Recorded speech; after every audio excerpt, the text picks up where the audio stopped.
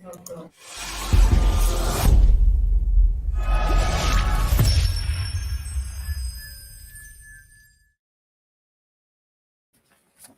dobry, assalamu alaikum, ciao, konnichiwa, bonjour, hola, good morning, good morning, good morning. It's Ken at 10. How are you today?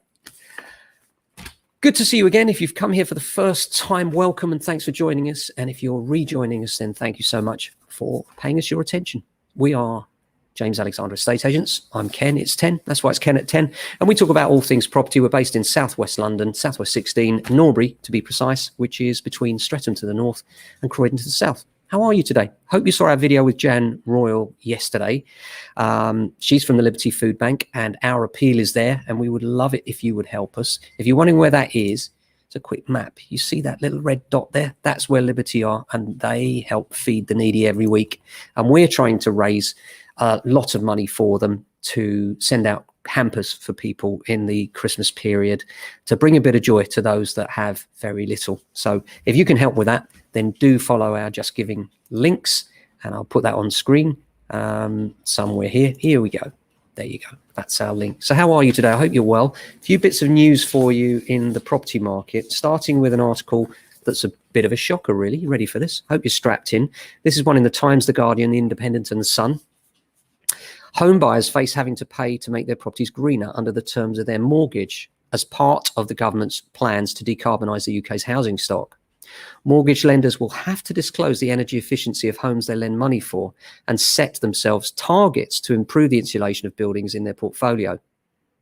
Ministers hope the plan will encourage lenders to fund homeowners to carry out green improvements when they move into a property, with the money spent added to mortgages and repaid through cheaper bills. However, it will lead to fears that new home buyers could find it hard to get a mortgage unless they commit to spending potentially thousands of pounds on home improvements. There are also concerns that the property market could be slowed by this. Property Mark said the requirements could initially deter people from moving homes. Mortgage lenders will need to disclose the energy efficiency of homes they lend money for. Plans published on Tuesday outlined.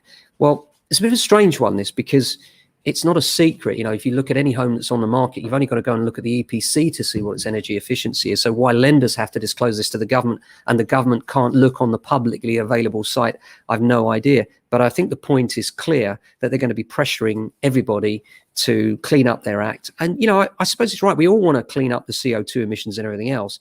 But how much do you want to pay to do that? That's what it's going to come down to. And it seems to me that any grants available are going to fall far short of what's needed to make your home greener. And this could hit those at the very bottom of the ladder, as always.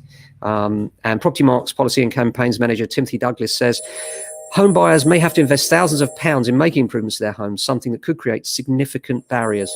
So it'd be interesting. We'll be following that one for you. And I think it's an interesting subject and one that, you know, is close to my heart. On the one hand, I want to see us decarbonise. I want to see our homes be more energy efficient and cheaper.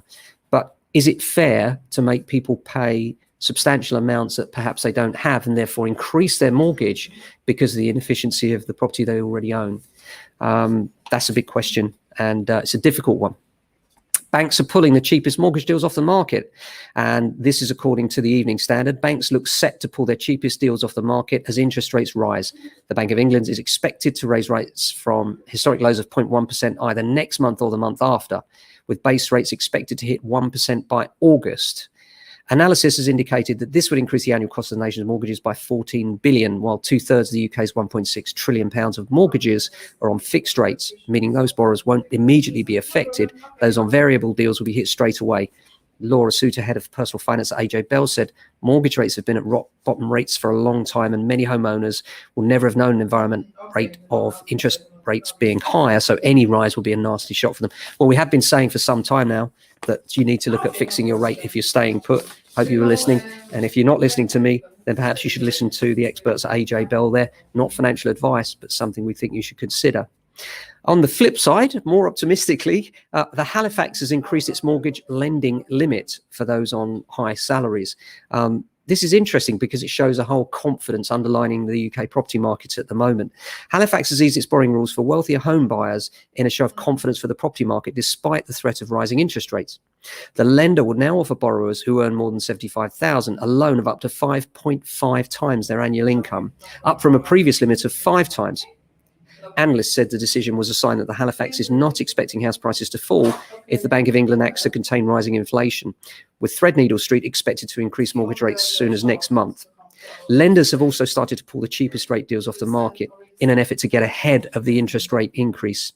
Andrew Wishart, he's an economist at Capital Economics, said that although the moves might seem contradictory, in fact, they showed lenders were not concerned about the market. That's from the Daily Telegraph, by the way.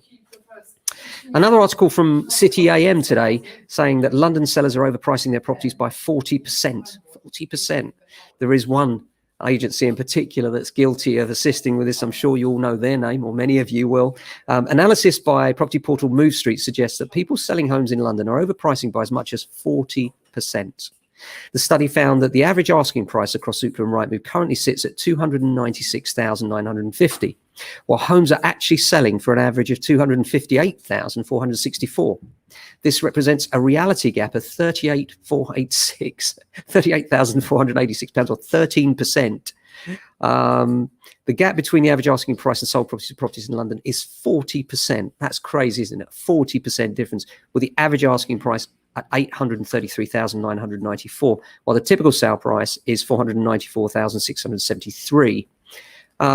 Interesting that, but not entirely surprising. You know, there are agents out there that will promise you the highest figure possible for your home in return for the highest possible fee. And this is a ruse. Many people are caught by, flatter people, tell them their home's worth more than it really is, and then you'll get them to sign up. If you sign them up for a very, very long contract, then they won't be able to get out of it.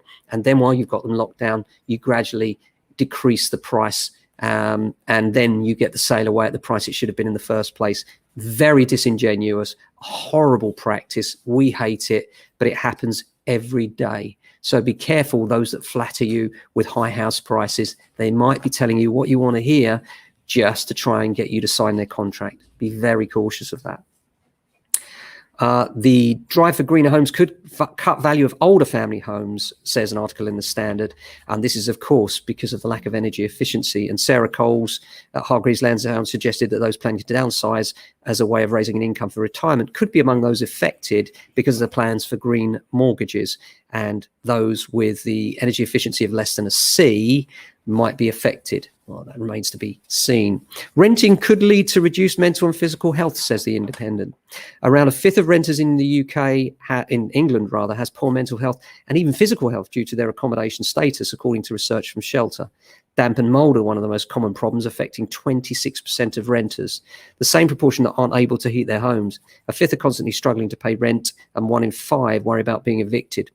Someone experiencing any of the issues is 3 times as likely to say their housing situation is harming their health, research showed.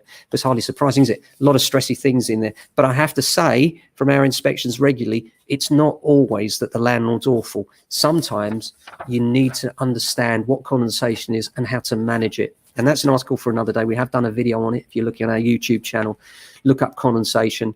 And there are a few tips there, because we find a lot of the time, especially this time of year, actually, as the weather gets colder, many tenants will close all their windows, they'll do their washing, they'll dry their clothes indoors. And of course, that has to go somewhere. All that moisture has to go somewhere. Even when you breathe, that moisture has to go somewhere. You need to ventilate, you need even heating, and you need to cross-ventilate rooms wherever possible. There's inflation concern as costs climb. Industry leaders have warned MPs about the soaring cost of eating out, supermarket bills and manufacturing, saying the cost of living is set to undermine the Prime Minister's levelling up agenda. Well, that's true, but I wonder whether this is temporary, this inflation.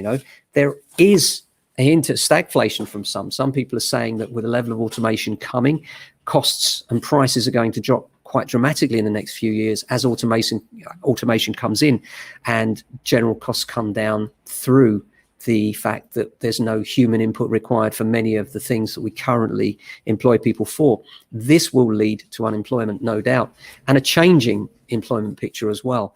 And this is an interesting subject, and one that we'll touch on more in another episode. But I do think that the changing nature of particularly artificial intelligence is going to mean that a lot of the jobs we take for granted, such as even cab driving, I expect that in the next 5 years, we'll be looking at cars driving themselves, and drivers will be the liability, not the cars themselves. And therefore, we'll find that we're insured off the road in favor of cars that are self-driving. I think that's coming sooner than we expect. The electrical revolution will come up in the next year or so, especially with the costs here in London. Now we've got the ULEZ, this new charge of £12 every time you go into London, every day, 24 hours a day, on top of the congestion charge. You know, the argument for electric cars being expensive is being superseded by the costs around fuel and the congestion charges. So it'll be interesting to see how that develops over the next few months. But I suspect we'll find a huge take up of electric cars. Apart from that, busy day today. A couple of great valuations, some really good offers tied up, and a couple of new instructions on. Really loved the interview yesterday with Liberty Food Bank. It was lovely to speak to Jan Royal. What a lovely person she is. She's already sent us an email saying thanks very much for your work. She's already had people in contact directly asking how they can help, and with donations, contributions and offers of help. We've had our first donation of £20 towards the £3,000 target. Thank you very much. You know who you are, and please do follow the link below and help us. You won't be the first to help because we already had the first, but you could be the second, and we will be grateful of any help, even if it's just liking and sharing yesterday's video with Jan Royal, just to get the word out there that we do have a food bank in Norbury. They are helping people every week to get food into the mouths of their families. So that's it for today. Hope you have a fantastic day. We'll be back tomorrow, same time, same place. Look after your family and friends. Ciao.